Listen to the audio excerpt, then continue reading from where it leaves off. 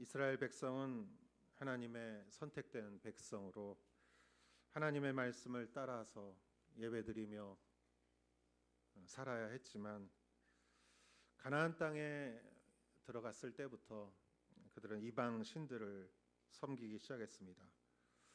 하나님은 예언자를 보내어 경고하셨지만 그 경고를 듣지 않았고 그 말씀을 듣지 않았고 남유대는 결국 바벨론에게 멸망하고 말았습니다. 성전이 무너지고 백성들은 포로로 끌려가고 이제 예배를 드리고 싶어도 예배를 드릴 수가 없었습니다. 그러나 하나님은 기적같이 새로운 시대를 열어주셨고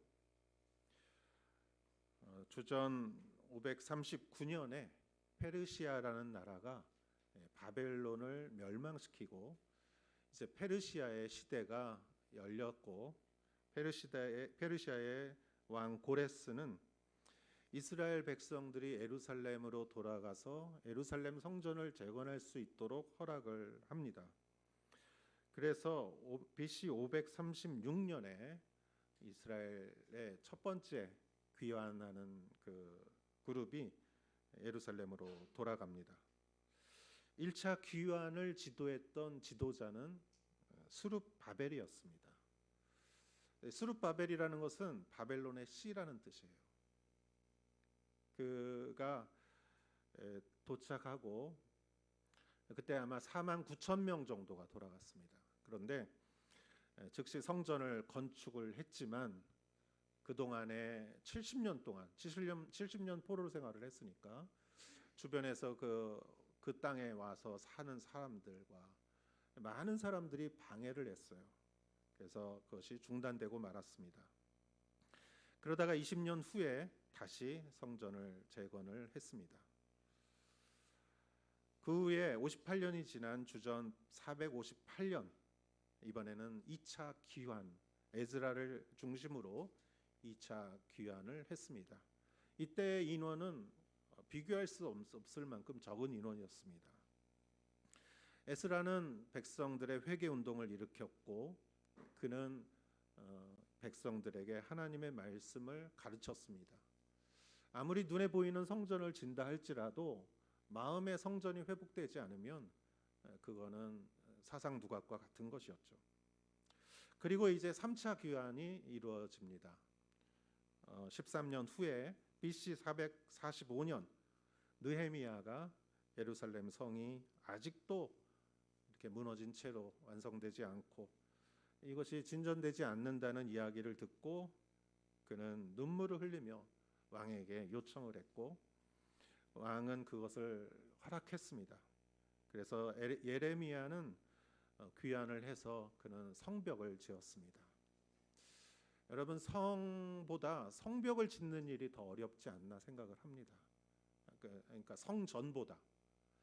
왜냐하면 성전은 건물이지만 성벽이라는 것은 군사적인 의미도 있기 때문에 아마 더 방해가 심하지 않았을까 생각을 합니다.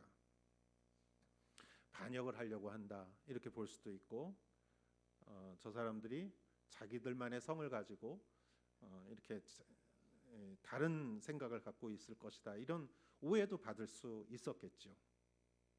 그러나 성벽을 건축하고 다시 정비하고 에스라와 함께 영적 부흥 운동을 전개를 했습니다.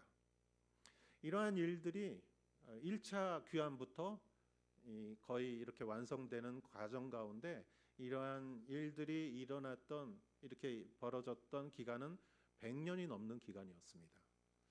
포로 생활은 70년이었는데 그것을 회복시키는 그 기간이 100년이 넘는 기간이 걸렸다는 것을 우리는 잘 기억해야 하는 것이죠.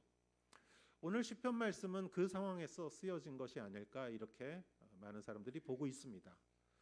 예루살렘에 돌아가는 것이 허락되어서 예루살렘에 왔지만 와서 성전을 건축하고 성벽을 건축하는 이 모든 일들이 하다가 중단되고 방해받고 이러한 여러 어려움 속에서 지어진 시가 아닌가 생각을 합니다. 여러분, 우리도 정말 하나님이 주시는 어떤 번영과 꿈과 비전이 눈앞에 있지만 그곳까지 가기에는 너무나 큰 구덩이가 내 앞에 전개되었을 때, 눈으로 보는 비전은 있지만 그 거기까지 가기 위해서 한 발 한 발 디디는 그 과정이 너무나 어려울 때가 있지 않습니까? 그때 우리가 해야 될 것은 무엇인가? 그것에 대해서 오늘 성경은 말해주고 있습니다. 여러분 가운데 오늘 말씀을 통해서 은혜와 지혜를 얻으시기를 주의 이름으로 축원합니다. 1절에서 3절까지의 말씀을 다시 한번 읽어보도록 하겠습니다. 여호와께서 시온의 포로들을 다시 데려오실 때 우리가 꿈꾸는 사람들 같았습니다. 우리 입에는 웃음이 가득하고 우리 혀에는 노래가 가득했습니다. 그때 이방 민족들 가운데 있는 이들이 여호와께서 그들에게 큰 일을 하셨다 했습니다.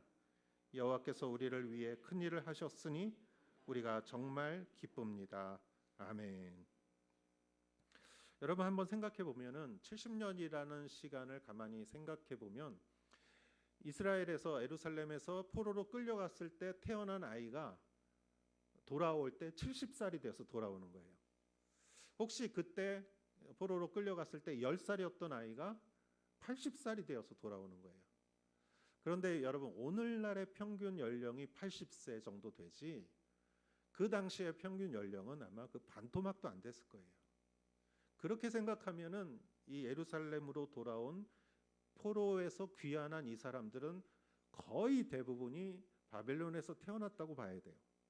예루살렘에서 살다가 그곳에 갔다가 다시 온 사람들은 아마 거의 없다고 생각해야 할 것입니다. 그렇다면 여러분 바벨론에서 아무리 포로 생활이라 하더라도 거기에 집이 있고 직장이 있고 거기에 삶의 터전이 있는 사람이 여러분 다시 돌아오는 것이 쉬운 일일까요? 여러분 이민 간 사람이 거기서 어느 정도 정착을 하고 몇십 년 정착을 하고 아니면은 여기 있는 대부분의 사람들이 거기서 태어났는데 왕이 코레스 왕이 돌아가도 좋다고 했을 때 자 그러면은 다 정리하고 가자 했을 때 이 당시에 몇만 명 4만 9천 명이 1차로 돌아갔는데 이렇게 돌아갈 수 있을까? 그것은 쉬운 일이 아닙니다. 그렇다면 이 사람들은 어떻게 이 일이 가능했을까? 어떻게 이렇게 많은 사람들이 돌아갔을까? 저는 제가 말씀을 보면서 제 안에 떠오른 생각은 아마 이야기의 힘이 아닌가 생각이 됩니다. 이야기라는 것, 부모님이, 아버님, 어머님이, 할아버지가, 할머니가 그 아들, 딸에게, 손자, 손녀에게 해주었던 말. 너희는 지금 여기서 살지만 본래 너희는 이스라엘에서, 예루살렘에서 살아야 한다. 우리는 그곳에서 포로로 끌려왔다. 하나님이 우리에게 축복을 주셨고 약속의 땅을 주셨지만 우리가 그 말씀을 거역하고 우리가 우상을 섬겼을 때 하나님이 우리를 징벌하셨다. 그래서 우리는 이곳에 포로가 되었고 우리는 여기서 이렇게 살지만 그러나 예레미야 예언자가 오래전에 예언한 예언에 의하면 이 복역의 때는 70년이라고 한다. 아마 그때는 내가 살아있지 않을 거라. 그러나 너희들은 그때가 되면 반드시 돌아가야 한다. 어떤 경우가 있어도 너희들은 돌아가라. 이렇게 말하지 않았을까요? 부모님이, 할아버지, 할머니가 그들에게 매일매일 이러한 이야기를 했을 것입니다. 이것이 이야기의 힘이죠. 세대 간의 이야기가 세대를 연결해 주는 것이죠. 여러분, 이스라엘 사람들은 세대 차이가 없대요. 왜 그런가? 그들에게 세대 안에는 이야기가 있기 때문에 부모님과 자녀 사이에 너무나 많은 이야기가 있기 때문에 그 이야기를 통해서 너무나 그 가치관이 이렇게 통일되기 때문에 세대 차이가 없다는 이야기를 제가 들었습니다. 여러분 가만히 생각하면 우리가 우리 자녀나 또는 우리가 어렸을 때 부모님과 어떤 대화를 나누었나 가만히 생각하면 오히려 같이 살기 때문에 오히려 더 필요성을 못 느낀 건 아닌가. 같이 사니까 언제든지 얘기할 수 있겠지 하고 우리가 너무 필요한 말만 하지 않았을까. 일어나라, 밥 먹어라, 씻어라, 공부해라, 일찍 자라. 그 이외에 우리는 어떤 대화를 나눴을까? 가만히 생각하면 아이들이 부모를 이해하지 못하고 그런 것은 아마 그러한 대화가 단절돼서가 아닐까 생각합니다. 저도 자주는 못하지만 가족 예배를 드리면 의외로 자녀가 이야기하고 싶어하는 이야기가 많이 있다는 것을 깨닫습니다. 그리고 그 이야기를 귀 기울여 잘 들어주면 더 하고 싶은 이야기가 많다는 것을 깨닫습니다. 그러한 가운데 부모와 자녀 사이에 이런 이야기를 통해서 가치관이 공유되는 것은 아닌가 생각합니다. 이스라엘 백성들이 이렇게 많은 인원들이 귀환을 했던 것은 아마 하나님의 말씀을 부모들이 자녀들에게 항상 이야기했기 때문이 아닌가 생각합니다. 그래서 오늘 말씀처럼 그들은 꿈꾸는 것 같이 웃음이 가득하고 혀에는 노래가 가득하고 이방 사람들은 여호와께서 그들에게 큰 일을 하셨다라고 놀라면서 그들은 기뻐하며 돌아갔을 것입니다. 그러나 여러분, 예루살렘의 폐허의 상태는 생각보다 심각했습니다. 귀환한 사람들이 귀환했지만 그곳에서 먹고 살 일이 막막합니다. 여러분, 먹고 사는 일만 해결하는 것도 얼마나 힘듭니까? 그들은 먹고 사는 일뿐만이 아니라 성전을 재건해야 됐고 자기들을 놀리고 조롱하는 사람들의 그것을 감당해야 했고 또 정말 밤에 기습을 하거나 자기들을 공격하는 사람들에게 늘 막아야 했어요. 그래서 한 손에는 도구를 쥐고 한 손에는 창을 들고 그들은 일하면서 자신을 방어해야 했습니다. 하나님의 일을 할 때 이상과 뜻이 분명하고 이것이 정말 하나님이 원하시는 일이고 우리가 하나님의 이 비전이 명확하다 할지라도 그 일이 쉽지 않을 때가 많습니다. 눈앞에는 보이는데 내 발 앞에는 고난밖에 없을 때 그들은 외부의 적뿐만이 아니라 내부의 적과 그들 안의 불일치와 여러 가지 부족함과 경험 부족으로 인해서 그들은 많은 상처를 받았습니다. 100년, 150년 전에 이 땅 일본도 그 일본의 에도 시대 또 그 한국의 조선 시대에 많은 유럽과 미국에서 선교사님들이 오셨습니다. 그들은 풍토병으로 자녀를 잃고 아내를 잃고 문화와 언어의 차이로 인해서 고생을 많이 했습니다.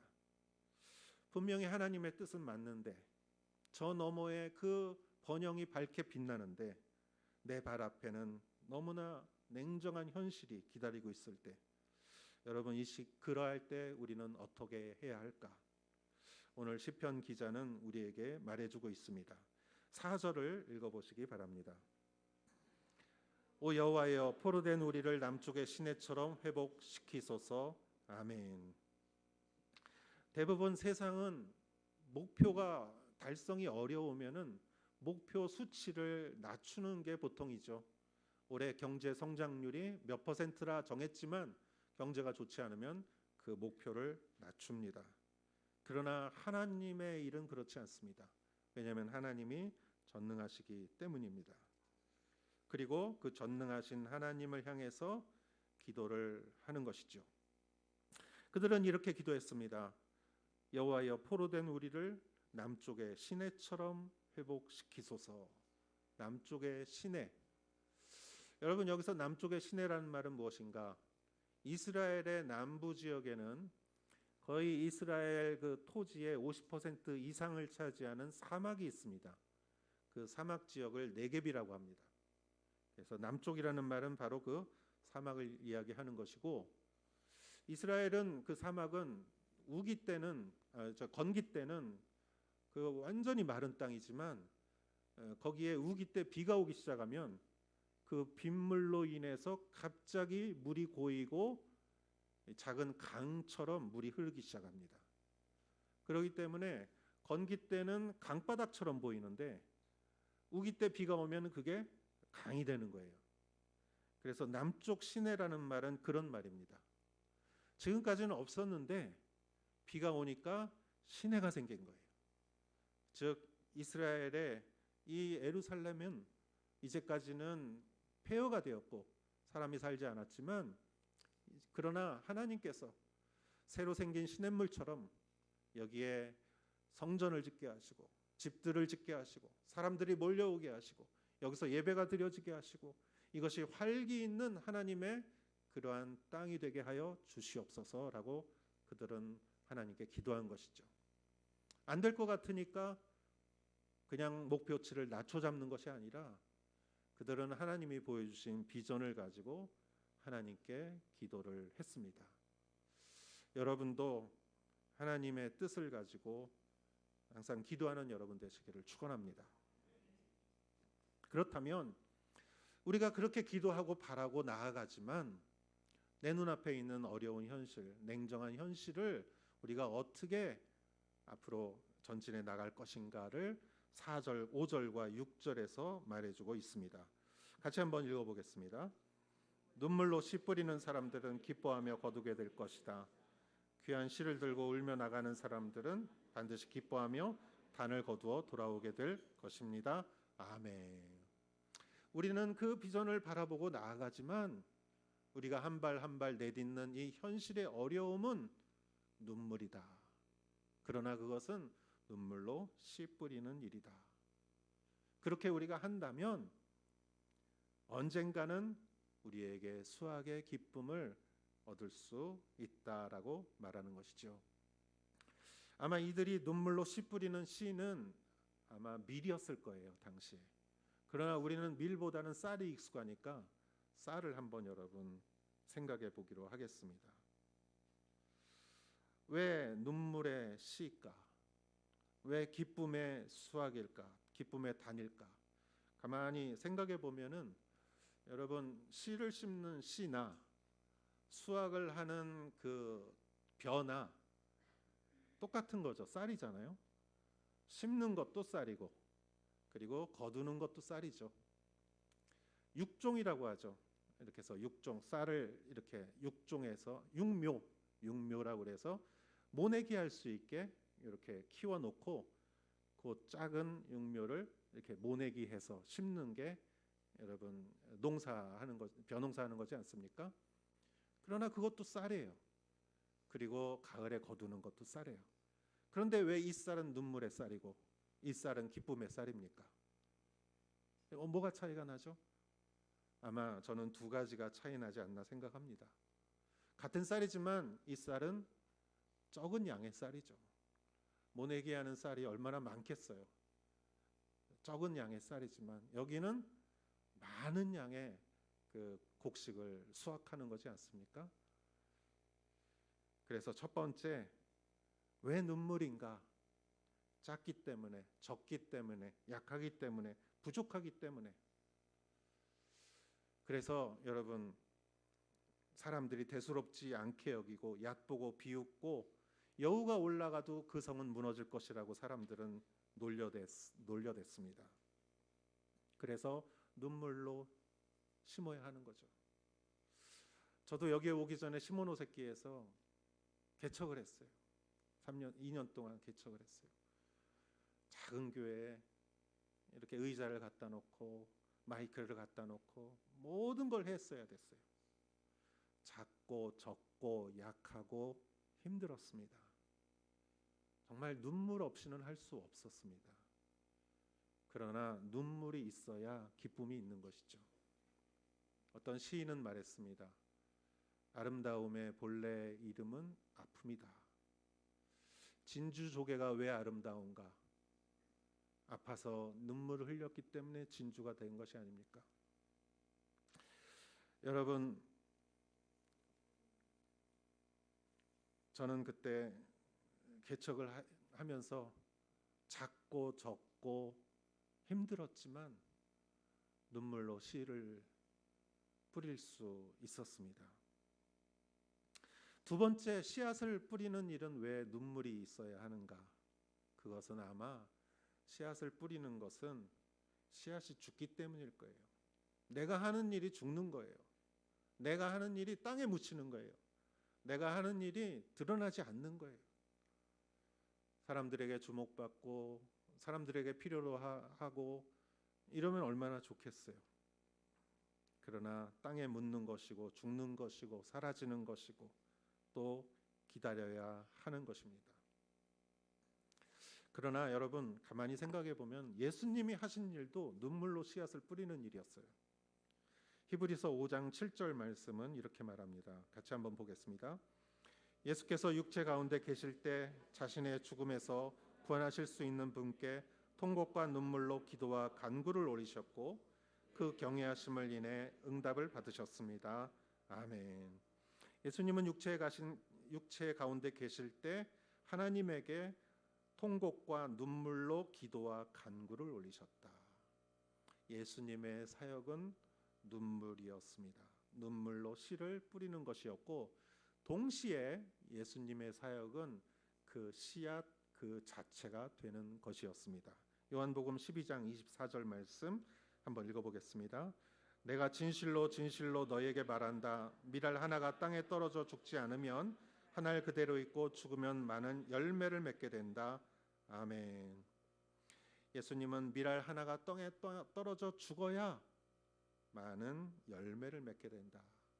예수님 자신이 땅에 떨어져 죽는 씨앗이 되시어 십자가에 달려 돌아가시고 그 십자가로 인하여 부활이 있게 되고 그 부활의 길을 많은 사람들이 믿음으로 구원의 길로 삼게 된 것이죠.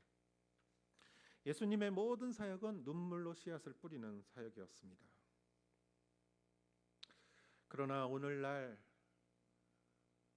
눈물로 씨 뿌리는 일을 하고 싶어 하지 않는 경향이 있지 않나 생각합니다. 눈물로 씨 뿌리는 것을 별로 좋아하지 않고 성공한 자리에서 시작하고 싶어 하고 성공한 자로서 시작하고 싶어 하고 성공해서 더 큰 성공으로 가고 싶어 하는 경우가 얼마나 많은지 모르겠습니다. 그리고 한번 단을 거두어 본 사람들은 다시 씨 뿌리는 일을 안 하려고 하는 것은 아닌가 생각을 해 봅니다. 여러분, 예루살렘 성전을 다시 짓는 그 100년 이상의 기간을 성전을 재건하는 일에 첫 선구자였던 사람, 아까 말씀드린 스룹바벨이라는 사람은 사실 왕족이었어요. 남유대의 마지막 왕은 시드기야였습니다. 그 사람은 바벨론에 쳐들어와서 완전히 멸망을 했죠. 그 왕의 바로 전에 있었던 왕은 여호야킨이라는 왕이 있어요. 여호야킨이라는 왕은 3개월만 왕을 하고 바벨론이 쳐들어왔을 때 그 사람을 붙잡아 포로로 잡아갔어요. 그리고 다시 와서 시드기야 왕 때 그 이스라엘을 남유대를 멸망시킨 거죠. 그 여호야킨이라는 사람은 바벨론으로 끌려가서 37년 동안 감옥 속에 있습니다. 감옥 생활을 하다가 37년째 돼서 왕이 그를 다른 왕이죠. 그를 불러내서 그를 왕의 식탁에서 같이 밥 먹는 사람으로 이렇게 신분을 회복시켜 줬어요.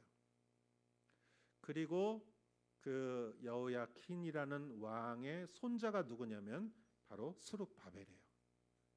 그러니까 왕족이에요. 그 사람이 예루살렘 1차 귀환을 해서 그 성전을 이렇게 재건하는 일에 첫 선봉에 섰던 것이죠. 스룹바벨, 바벨론의 씨앗이라는 뜻이에요. 그러나 바벨론에서 태어났지만 그는 하나님의 말씀에 순종해서 성전을 재건했습니다. 여러분, 그 일이 쉬웠을까요? 쉽지 않았을 거예요. 엄청난 반대에 부딪히고 방해와 공격과 또 자기 안에서 내가 정말 이거를 해야 되는가? 내가 정말 잘하고 있는 건가? 이게 옳은 건가? 수많은 의문이 들었을 것입니다. 조용기 목사님께서 여의도 순복음교회를 지으실 때 매일 밤 벽에 맡에 책을 두고 주무셨대요. 밤에 주무실 때 긍정적인 말씀을 읽으면서 내가 하는 일이 정말 하나님께서 주신 일이라는 것을 확신을 가지고 그렇게 매일 하루하루를 지내지 않으면은 그 일을 못 하셨다고 하더라고요. 여러분, 스룹바벨은 얼마나 힘들었을까? 분명히 내 눈앞에 보이는 하나님이 주신 그 비전은 옳은 것이지만 매일매일의 현실이 너무 힘들었을 때 그는 어떻게 했을까? 여러분, 스가랴서 4장 6절에는 여기에 대한 아주 중요한 말씀을 우리에게 전해주고 있습니다. 한번 같이 읽어보겠습니다. 그러자 그가 내게 말했다. 이것이 스룹바벨에게 하신 여호와의 말씀이다. 내 힘으로도 안 되고 내 능력으로도 안 되고 오직 내 영으로만 된다. 만군의 여호와가 말한다. 아멘. 스가랴서를 통해서 주님께서 여호와의 말씀이 스룹바벨에게 어떻게 전달됐느냐? 내 힘으로도 안 되고 능력으로도 안 되고 오직 내 영으로만 된다. 스룹바벨은 그 어려운 시기에 이 말씀을 매일 묵상했을 거예요. 내 힘으로도 안 되고 내 능력으로도 안 되고 오직 여호와의 영으로만 가능하다. 그는 그래서 힘과 능력에 의지하지 않고 하나님의 영을 붙잡았을 거예요. 매일 밤 이 말씀을 그는 눈물로 심었을 거예요. 이 말씀을 가지고 하루하루 하는 일, 눈물로 그 일을 했고 그 일이 이루어지지 않았을까 생각합니다. 오늘은 여러분 고베에서 우리가 2월부터 시작한 1:1 지도자 반 졸업식을 합니다. 생각해 보세요. 저희 교회가 아니에요. 고베 지역에 있는 여러 교회입니다. 우리 교회 부흥시키고자 하는 게 아니에요. 그리고 많은 사람들은 사실 일본어가 모국어가 아니에요. 그런데 열심히 일본어로 1:1을 했어요. 7개월을 하고 이제 졸업을 합니다. 저는 이것이야말로 눈물로 씨앗을 심는 것이 아닌가 생각합니다. 여러분, 내년은 저희가 창립 20주년입니다. 이제 저희가 20살이 되죠. 이제 어른이 됩니다. 저는 생각해 봤어요. 하나님, 우리가 20주년을 맞이해서 뭘 해야 될까요? 많은 이벤트를 생각해 봤어요. 그렇습니다. 이벤트를 합니다. 그리고 필요합니다. 할 거예요. 그러나 본질적인 것은 그게 아니라고 생각합니다. 우리가 20주년을 맞이하면서 우리가 다시 한번 하나님 앞에서 무엇을 해야 될까? 그것은 우리가 눈물로 씨앗을 뿌리는 것이라고 생각합니다. 말씀의 씨앗, 말씀의 씨앗. 저는 18년 전에 이곳에 왔습니다. 오사카 온누리교회에 와서. 그리고 이제 19년째를 맞이하면서 하나님께서 우리 교회에 주셨던 많은 축복을 생각해 봐요. 그 사이에 19년 동안. 그런데 가만히 생각해 보면 우리가 19년 동안 열심히 한 일이 있어요. 그거는 눈물로 말씀을 심는 일이었어요. 우리는 큐티를 했고 1:1을 했고 세미나를 했고 말씀을 통독을 했습니다. 우리는 말씀으로 열심히 달려왔어요. 그랬더니 이제 하나님께서 큰 축복을 주셨어요. 그러나 저는 지금이 또 한 번의 찬스이지만 또 위기가 아닌가 생각합니다. 우리는 이제 씨앗을 심어야 합니다. 우리는 다시 한번 우리 전 교인이 말씀 묵상하는 것, 우리가 전 교인이 다시 한번 1:1 하는 것, 배우는 것, 우리가 주일학교 아이들에게 말씀 가르치는 것, 말씀을 전하는 것, 말씀의 씨앗을 뿌리는 일에 대해서 우리는 다시 한번 우리를 다짐하고 그 일을 해야 될 때가 아닌가 생각을 합니다. 우리의 힘으로가 아니라 능으로가 아니라 하나님의 영으로 감당할 수 있기 위해서는 우리가 말씀을 더 심고 그 열매를 거두어야 하지 않을까 생각을 합니다. 그러한 여러분 되시기를 주님의 이름으로 축원합니다. 기도하겠습니다. 하나님 아버지, 감사합니다. 눈물로 씨를 뿌렸을 때 스룹바벨이 매일 밤 그 말씀으로 그 어려운 현실을 한 발 한 발 내디뎠을 때 하나님은 예루살렘을 100년 이상이 걸렸지만 재건하게 해 주셨습니다. 하나님 아버지, 우리가 이 땅에서 정말 주님의 말씀의 씨앗을 뿌릴 때 하나님 더 귀한 수확이 이 땅에 맺혀질 줄 믿습니다. 정말 믿는 사람이 너무나 적고 교회가 너무 적은 이 일본 상황에서 우리가 그러한 하나님의 일을 감당하는 자들로 아버지 하나님 천국의 역사책에 남겨지게 하여 주시옵소서. 예수님의 이름으로 기도하였사옵나이다. 아멘. 우리 다 같이 일어나시어 봉헌 찬송 드리겠습니다.